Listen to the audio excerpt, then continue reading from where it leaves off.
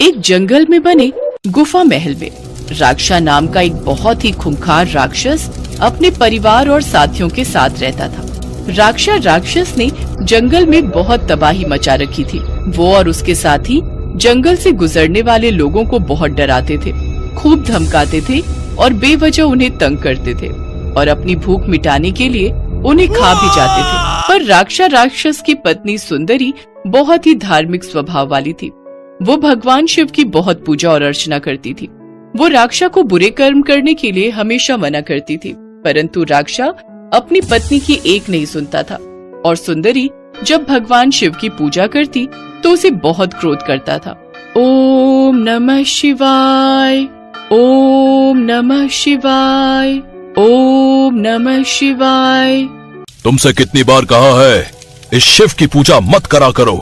ये समस्त देवी देवता हमारे दुश्मन हैं और तुम अपने साथ साथ हमारी बेटी को भी उस शिव की पूजा करने की शिक्षा दे रही हो। आज के बाद अगर तुमने इसकी पूजा की तो मैं तुम्हें घर से निकाल दूंगा। राक्षा राक्षस ने पूरी तरह सुंदरी को शिवजी की पूजा करने के लिए मना कर दिया। माँ, पिताश्री आपको शिवजी की पूजा करने के लिए मना क्यों करते हैं? आप तो कहते हो कि शिवजी हमारे पिता हैं और माता पार्वती हमारी माता, तो हम अपने माता पिता की पूजा क्यों नहीं कर सकते? अब आप उनकी पूजा कैसे करोगे? बेटी शिवाल्या, मैं जानती हूँ तुम्हारे पिताजी अधर्म की राह पर चल रहे हैं और अधर्मी व्यक्ति का एक दिन बुरा अंत होता है। मैं यह बात भी जानती हूँ, परंतु मैं तुम्हारे पिताजी को समझा समझा कर थक गई कि वो धर्म का मार्ग त्याग दें, किंतु वो मेरी बिल्कुल नहीं सुनते। मुझे नहीं पता कि आगे क्या होने वाला है, पर मेरी बात हमेशा याद रखना। कभी भी तुम्हें किसी मुश्किल का सामना करना पड़े और तुम्हें सहायता की आवश्यकता हो तो तुम अपने आप को अकेला मत समझना। तुम भगवान शिव को याद करना। मैं जानती हूँ वो तुम्हारी सहायता अवश्य करेंगे। सुंदरी अपनी बेटी को धर्म का मार्ग दिखाती है। अब वो चोरी छुपे जंगल में दूर जाकर अपनी बेटी के साथ एक शिवलिंग की पूजा करने लगी। पर राक्षा को इस बात का पता चल गया और उसने क्रोध में आकर सुंदरी को घर से बाहर निकाल दिया। सुंदरी बहुत रोई। स्वामी, हमारी बेटी बहुत छोटी है, मुझे अपनी बेटी से अलग मत करो। मैं अपनी बेटी के बिना नहीं रह सकती। मुझे यहाँ से मत निकालो स्वामी, मैं अपनी बेटी के बिना नहीं रह सकती। पिताश्री, माँ को घर से मत निकालो, मैं माँ के साथ ही रहूंगी। मुझे आपके साथ नहीं रहना। मैं जानती हूँ आप अच्छे पिता नहीं हो, क्योंकि आप शिव जी की पूजा नहीं करते हो। देखा तूने, अपनी बेटी को भी मेरे खिलाफ भड़का दिया। अब तू यहाँ से चली जा, मैं अपनी बेटी की अपने तरीके से परवरिश करूंगा। राक्षा सुंदरी को घर से निकाल देता है। सुंदरी जंगलों में भटकने लगती है और बहुत दूर निकल जाती है। उधर शिवाल्या का रो रो कर बुरा हाल था। उसे अपनी माँ की कही हुई बात याद आती है और वो भगवान शिव को याद करती है और रोजाना उनकी पूजा और भक्ति करती है। हे शिव शंकर, माँ कहती है कि आप हमारे पिता हो, फिर तो मैं आपकी बेटी हुई। आप मेरी सहायता करो। पिताजी ने माँ को घर से निकाल दिया क्योंकि वो आपकी पूजा करती थी। मुझे मेरी माँ से मिला दो। माँ के बिना मेरा मन नहीं लगता। माँ कहती है आपसे जो भी मांगो आप जरूर देते हो, मुझे मेरी माँ दे दो। शिवाल्या रोजाना शिव जी से प्रार्थना करती। उसने महल में चोरी छुपे एक शिवलिंग भी बना लिया और वही शिव जी की पूजा और तपस्या करने लगी। एक दिन राक्षा ने शिवाल्या को शिवलिंग की पूजा करते देख लिया और वो अपनी बेटी पर भी क्रोध करने लगा। क्रोध से राक्षा की आंखें लाल हो रही थी और वो गुस्से में अपनी बेटी पर चिल्ला रहा था। मैंने कहा था ना कि इस घर में शिव की पूजा नहीं होगी। तुमने भी अपनी माँ की तरह मेरी आज्ञा का उल्लंघन किया। आज मैं तुम्हें भी इस घर से निकाल दूंगा। जो शिव का मित्र है वो मेरा दुश्मन है। पिताश्री, मुझे डर लग रहा है, मुझे घर से मत निकालो पिताश्री। ओम नमः शिवाय, ओम नमः शिवाय, ओम नमः शिवाय। शिवाल्या शिव मंत्र का जाप करने लगी। अभी भी तू नहीं मानेगी। तू अभी भी शिव मंत्र का जाप कर रही है। तेरे ऐसे मंत्रों का जाप करने से शिव यहाँ नहीं आ जाएगा। वो मुझसे डरता है। समस्त देवी देवता मेरे नाम से भी घबराते हैं। चल, तू यहाँ नहीं रहेगी। तू मेरी बेटी नहीं है, तू अपनी माँ की तरह मेरी बैरी है। कभी शिवाल्या की माँ सुंदरी वहाँ आ जाती है। सुनिए, मेरी बेटी को छोड़ दीजिए, मैं इसे अपने साथ ले जाऊंगी, इसे छोड़ दीजिए। अब नहीं लगता है तुम दोनों का अंत करना ही होगा। मैं तुम दोनों को जीवित नहीं छोड़ूंगा। राक्षा ने अपनी राक्षसी प्रवृत्ति दिखाई दी, पर जैसे ही राक्षस सुंदरी और शिवाल्या को मारने लगता है, अचानक भगवान शिव वहाँ प्रकट हो जाते हैं। उनका तीसरा नेत्र खुला हुआ था और वे अत्यंत क्रोध में थे। शिव जी को अपने सामने देखकर राक्षा घबरा जाता है।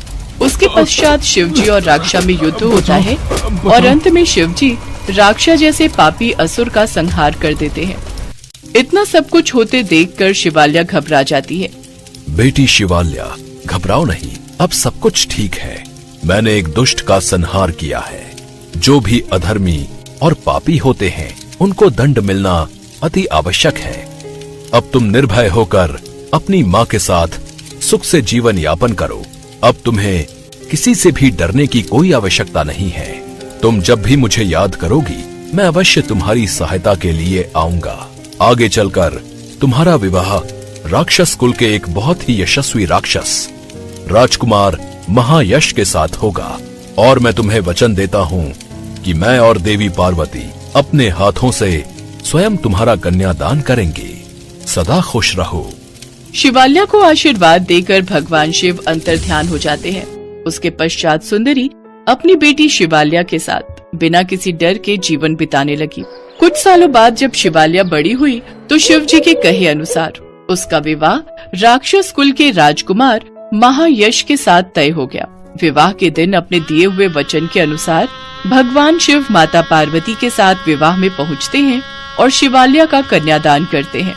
ये देखकर सुंदरी और शिवाल्या दोनों के नेत्र खुशी से छलकने लग जाते हैं।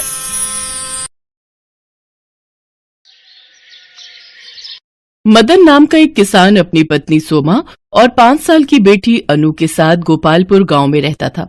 मदन के पास खुद की थोड़ी सी जमीन थी। अपनी जमीन पर खेती करके वो किसी तरह अपना घर चलाता था।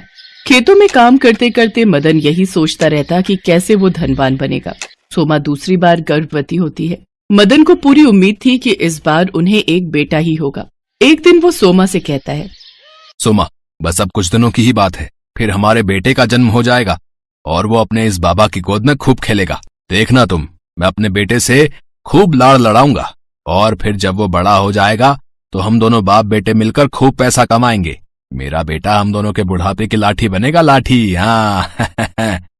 लेकिन हमें बेटा ही होगा, आप ये बात कैसे सोच सकते हैं? हमें बेटी भी तो हो सकती है ना? नहीं सोमा, ऐसा मत बोलो। ऊपर वाले ने हमें एक बेटी पहले ही दे दी है, अब और नहीं चाहिए। तुम देखना, इस बार बेटा ही आएगा।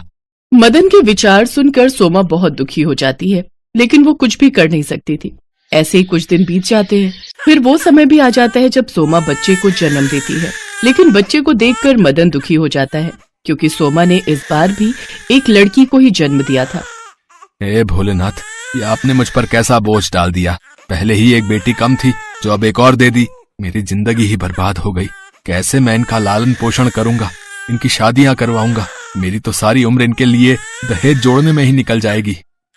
बेटी पैदा होने से मदन पहले से उदास था, लेकिन जब उसे ये पता चलता है कि उसकी दूसरी बेटी आंखों से अंधी है तो उसके होश उड़ जाते हैं। ये बात जानकर तो मानो मदन आग बबूला हो गया। उसे तो अब अपनी बेटी से और भी ज्यादा नफरत होने लगी। ना तो उसने कभी उस बच्ची को गोद लिया और ना ही कभी उसे लाड किया, बल्कि वो तो उसकी तरफ देखने से भी परहेज करता था। लेकिन सोमा उसे बहुत प्यार करती थी। उसने उसका नाम शिवांशी रखा। शिवांशी यानी शिव का अंश।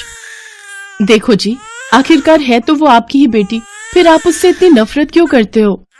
क्योंकि ये लड़की मेरे सर का बोझ बन गई है। इसकी यही गलती है कि एक तो इसने लड़की के रूप में जन्म लिया और ऊपर से आंखों की अंधी। माँ, बाबा अगर शिवांशी को प्यार नहीं करते तो क्या हुआ? मैं और आप तो इसको बहुत प्यार करते हैं ना, मेरी प्यारी छोटी बहन। धीरे धीरे शिवांशी 11 साल की हो गई और अनु 16 साल की। अब शिवांशी को भी भली भांति समझ आने लगा था कि उसके बाबा उसे पसंद नहीं करते।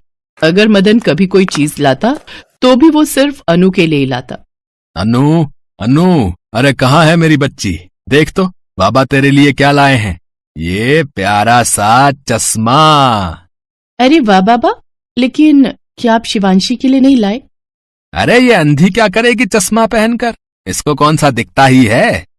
अपने बाबा के मुंह से ये बात सुनकर शिवांशी को बहुत बुरा लगता है।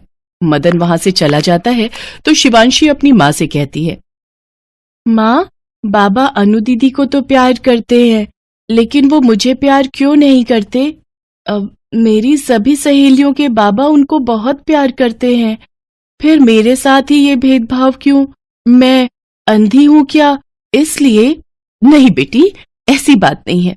देख, कुछ दिन बाद से सावन महीना शुरू हो रहा है और इस महीने सच्चे मन से जो कोई भी भोले बाबा की भक्ति करता है ना, वो उसकी मुराद जरूर पूरी करते हैं। सच माँ? फिर तो मैं ये व्रत जरूर रखूंगी। कुछ दिनों बाद सावन का महीना शुरू होता है। शिवांशी हर सोमवार पूरे भक्ति भाव से शिव भगवान की पूजा करने लग गई। वो रोज अपने घर के मंदिर में शिव जी की पूजा करती। ये पूजा पाठ करने से अंधी क्या सोचती है कि भगवान इसे आंखें दे देंगे? ये सब तो ढकोसला है, ढकोसला। आप ऐसा क्यों कहते हैं जी? भोलेनाथ ने चाहा तो सब कुछ हो सकता है। आपको उसकी भक्ति पर शक नहीं करना चाहिए। अपनी बकवास और ये अंधविश्वास तुम अपने ही पास रखो। अपने बाबा के मुंह से ऐसी कड़वी बातें सुनकर शिवांशी बहुत उदास हो जाया करती थी।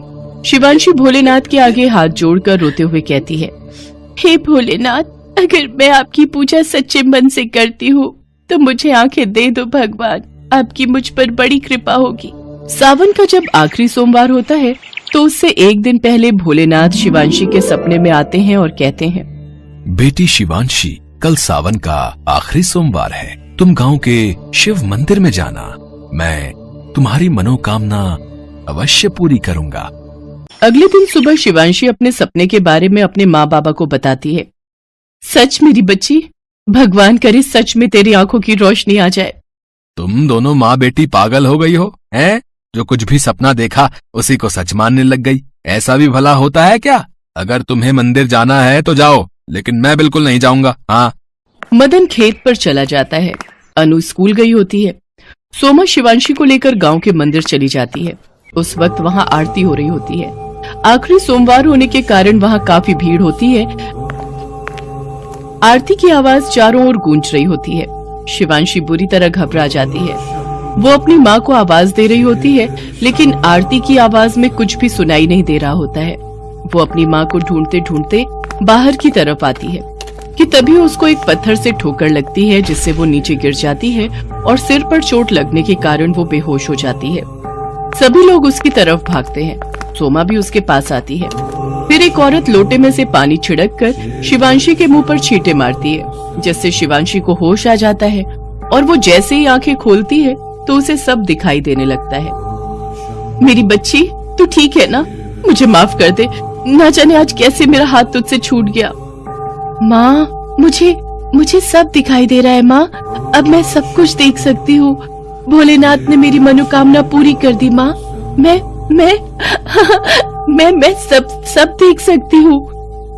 ये तो सचमुच चमत्कार हो गया बेटी। भोलेनाथ का लाख लाख शुक्र है जो मेरी बच्ची की आंखों की रोशनी दे दी। ये बात सुन सभी गांव वाले आश्चर्यचकित रह जाते हैं और जोर जोर से भोलेनाथ का जयकारा करने लगते हैं।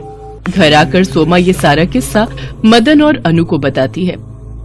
सच में माँ, मेरी बहन अब सब देख सकती है। हाँ दीदी, अब मैं सब देख सकती हूँ, ये भी कि मेरी बड़ी बहन कितनी सुंदर है। हाँ, लेकिन अपनी छोटी बहन से थोड़ा कम। मैं कितना अधर्मी आदमी हूँ जो मैंने आपकी बातों पर शक किया। मुझे माफ कर दो भोलेनाथ, मुझे भाग्य को क्षमा कर दो। शिवांशी मेरी बच्ची, तुम भी मुझे माफ कर दो। मैंने तुम्हें कभी भी बाप का प्यार नहीं दिया और तुझे हमेशा भला बुरा कहा, लेकिन अब मेरी अक्ल ठिकाने आ चुकी है। मेरी बच्ची, आ मेरे गले लग जा बच्ची। इसके बाद मदन अपनी दोनों बच्चियों को बहुत प्यार करता है और उनके साथ वो हर रोज भोलेनाथ की पूजा करता है। कुछ ही सालों में भगवान की कृपा से उनके पास काफी धन दौलत आ गई और वो काफी सुखपूर्वक अपना जीवन व्यतीत करने लगे। बड़ी बहन अनु पढ़ लिखकर वकील बन गई, तो वहीं शिवांशी एक डॉक्टर। अब मदन को अपनी दोनों बेटियों पर बहुत गर्व था।